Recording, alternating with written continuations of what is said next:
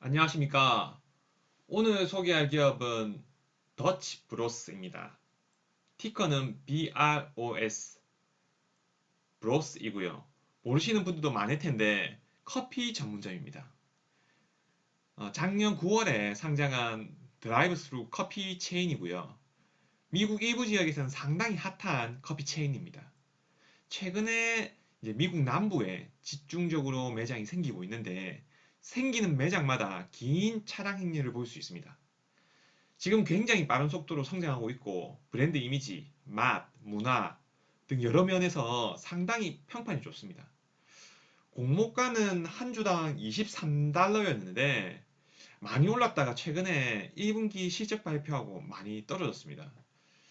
그럼 이 회사는 어떤 회사인지 앞으로 얼마나 성장할 수 있는지 한번 알아보도록 하겠습니다. 미국 소비재 주식 중 커피 전문점 하면 생각나는 게 바로 스타벅스입니다. 소비재 회사 중 가장 성공적인 비즈니스 모델로 볼 수 있습니다. 미국의 제1의 커피 체인이고요. 30년 이상 커피 매니아들에게 사랑받고 성공적으로 브랜드 이미지를 갖추는 건 결코 쉬운 일이 아닙니다. 지금은 스타벅스가 시간이 지나 미국에서는 웬만한 파일을 다 점유한 상태고 해외 시장에서도 성공적으로 진출했죠. 미국에서 북미 지역의 1분기 기준으로 16,900개의 매장을 운영하고 있는데 웬만한 곳에는 다 있다고 보시면 됩니다. 북미 시장 성장률은 2%가량이고요. 그럼 이에 반해서 더치 브로스는 어떤 회사인가? 넥스트 스타벅스가 될 수 있는지 한번 보겠습니다. 자, 더치 브로스 이런 느낌입니다. 미국은 자동차의 나라죠. 테이크아웃 방식의 드라이브 스루 커피 매장입니다. 자동차에서 주문해서 가지고 가는 방식이죠. 별도 매장은 운영하지 않고 드라이빙 스루에 최적화되어 있다고 보시면 됩니다. 예전에 제가 드라이빙 스루를 처음 이용하면서 이런 생각을 했습니다. 비싼 임차료 내면서 매장 운영 안 해도 되고 이렇게 드라이브 스루만으로 매장 운영이 된다면 얼마나 좋은 비즈니스일까 하고요. 고객은 차에서 편하게 음료를 받아서 좋고 회사 입장에서는 판매 가격 낮출 수 있고 매장 운영 비용도 줄일 수 있고 바로 더치 브로스가 그걸 하고 있는 겁니다. 그리고 더치 브로스는 커피도 팔지만 자신만의 독특한 음료수로 가득 찬 매장을 가지고 있습니다. 시크릿 메뉴 이런 다양한 메뉴를 가지고 있는 거죠. 회사의 시작도 추운 동부 지역이 아니라 동부에 비해 따뜻한 서부에서 시작되어서 얼음과 잘 어울리는 음료가 많습니다. 확장도 동부 지역보다 서부, 남부, 중부 이런 식으로 확장이 가는 걸 알 수 있습니다. 맛은 미국인의 입맛에 딱 맞는 달달한 그런 맛입니다. 약간 스타벅스랑은 느낌이 좀 다르죠. 미국 내에서도 어느새 스타벅스는 약간 어른들 느낌이고 더치 브루스는 약간 젊은 느낌입니다. 그럼 커피 전문점에서 가장 중요한 것은 무엇일까요?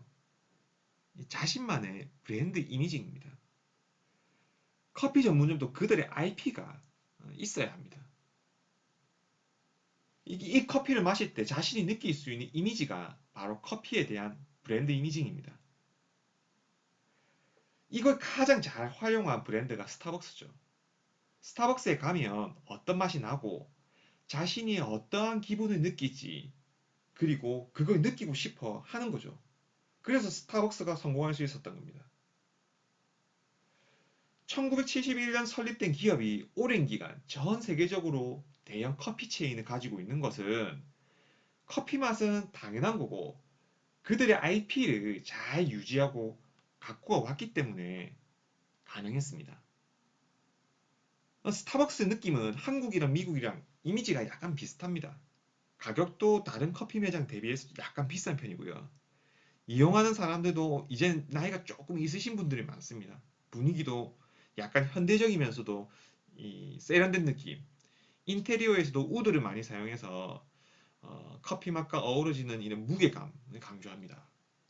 반면 더치 브로스는 음료의 색깔도 전체적인 느낌도 분위기도 약간 생동감이 있는 느낌입니다. 젊은 문화, 젊은 맛, 젊은 분위기를 강조합니다. 음료의 색감만 봐도 알 수 있죠. 예. 그리고 이러한 젊음의 IP를 느끼고 싶어 하고 뭔가 색다른 즐거움을 느끼고자 하는 사람들이 더치 브루스를 찾고 있는 거죠.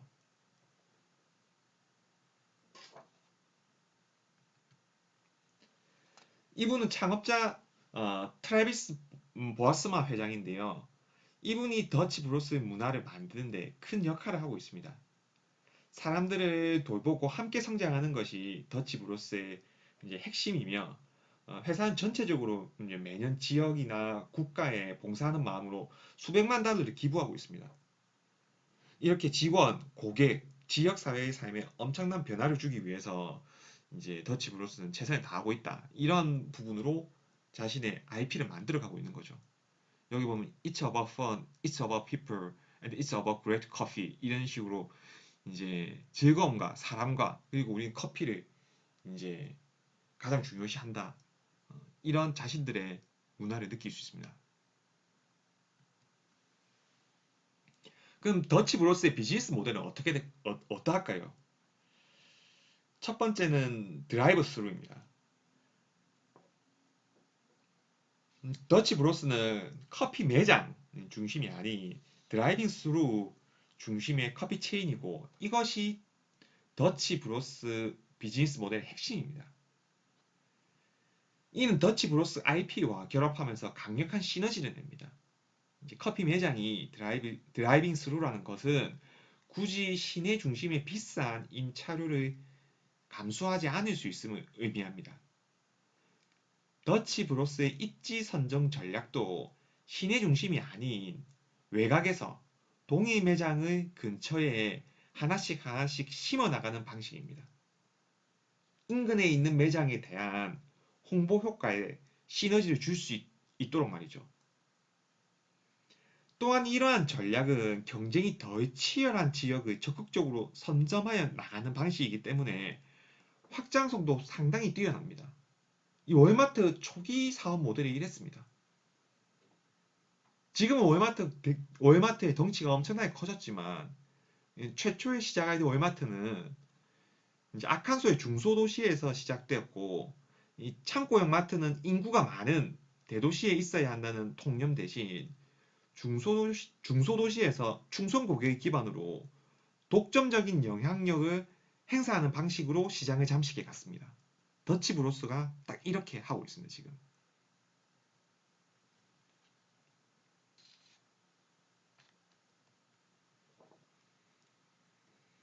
그러면 스타벅스의 매장 선정 전략은 어떨까요?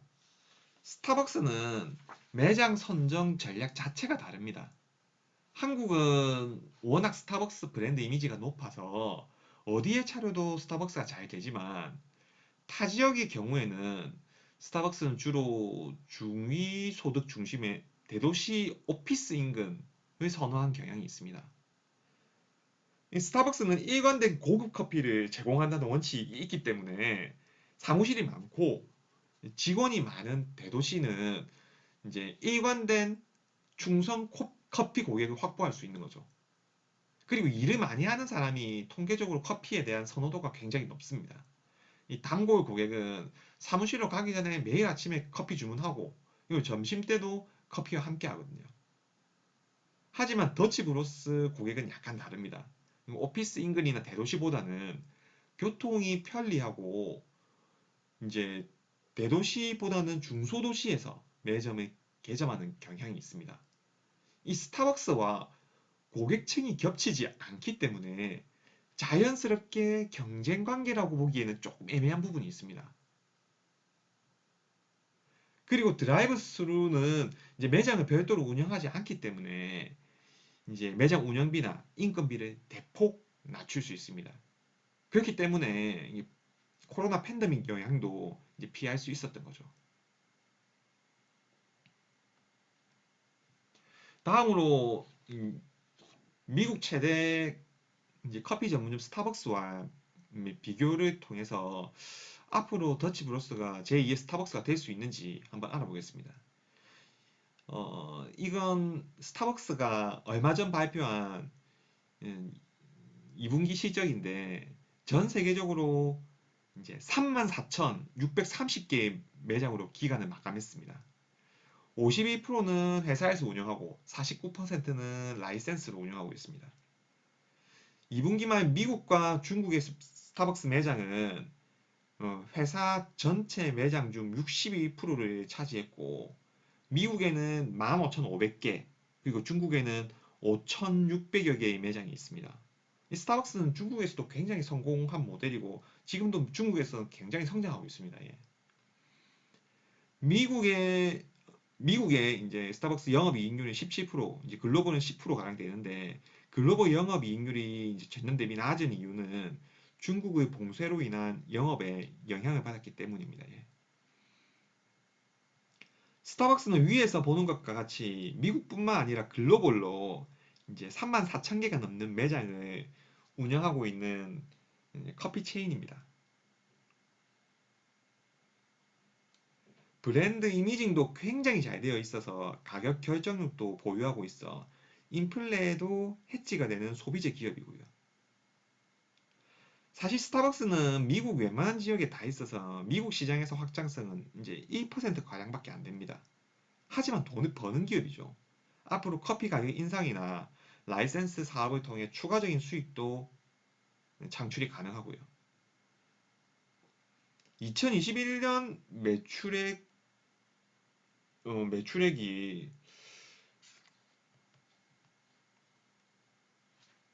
290억 달러. 한화로 하면 커피 팔아서 30조 넘게 벌고 있는 회사입니다. 스타벅스 브랜드가 20년은 더 갈 것 같다. 나는 한 30% 정도 수익 보면 된다. 이제 나는 손해보는 건 진짜 싫다 하는 사람은 돈 잘 버는 스타벅스에 투자하면 됩니다. 그에 반해서 더치브로스는 현재 시총이 44억 달러 정도입니다. 매출은 498억 달러이고 아직 적자 기업입니다. 매장 수는 연간 최소 20% 이상, 매출액은 연간 50% 이상이 증가하고 있습니다. 매장당 평균 매출은 매 분기 개선되고 있습니다. 현재 금액도 적은 금액이 아닌데 이제 스타벅스의 매장당 평균 매출이 높은 이유는 커피뿐만 아니라 이제 디저트나 케이크류까지도 판매하기 때문에 커피 전문점 치고는 상당히 높은 편입니다.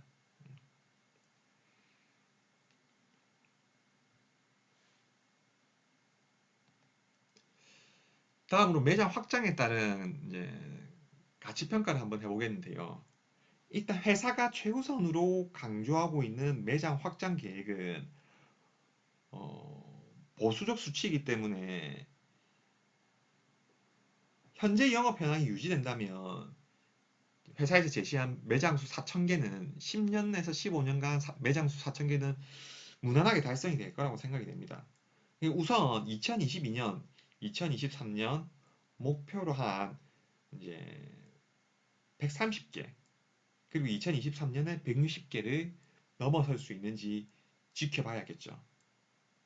현재 스타벅스와 시총이 20배 정도 차이가 나는데 매장 수나 매출액으로 봤을 때 저평가는 아닙니다. 이 작년 시총 대비 내려왔는데도 미국 시장에서의 소비재 주식의 멀티플이나 이제 더치브로스가 제2의 스타벅스라는 이제 수식어를 봤을 때 시장에 관심이 어느 정도 있는 것 같긴 합니다. 1분기 기준으로 매장 수가 572개인데 이는 회사의 10년 목표의 7배 수준입니다. 매장당 평균 매출이 개선되고 있는 상황에서 매장 개점 속도가 이제 조금 지연되는 늦어지는 시점에는 충분히 이익을 낼 수 있는 비즈니스 모델이고 드라이브 스루나 매장 등 운영 비용을 감안했을 때 영업이익률 15%는 쉽게 달성할 수 있다고 봅니다. 관건은 현재 매출 성장률과 매장의 개점 속도를 얼마나 잘 유지할 수 있는지일 겁니다. 대충 계산해도 매장 증가에 따른 매출 증가 및 비용 감안시 현 시총의 7배는 이제 성장률로서 줄 수 있지 않을까 싶거든요.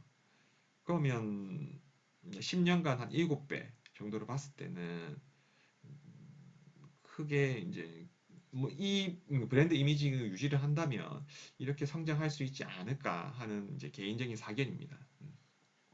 이 먹는데 돈 안 아끼는 미국인인 것처럼 소비재 주식의 멀티플은 충분히 줄 거니까요. 그럼 더치브로스의 리스크는 뭐가 있을까요? 가장 큰 리스크도 바로 브랜드 이미지입니다. 먹고 마시고 하는 것만큼 유행을 타고 민감한 것이 없습니다. 그만큼 장기간 사람들의 생활 속에서 함께하는 게 어려운 거죠. 또한 확고한 브랜드 이미지가 없으면 이게 특별한 비즈니스가 아니기 때문에 수많은 유사 브랜드가 나와서 시장의 경쟁이 심화될 수밖에 없습니다.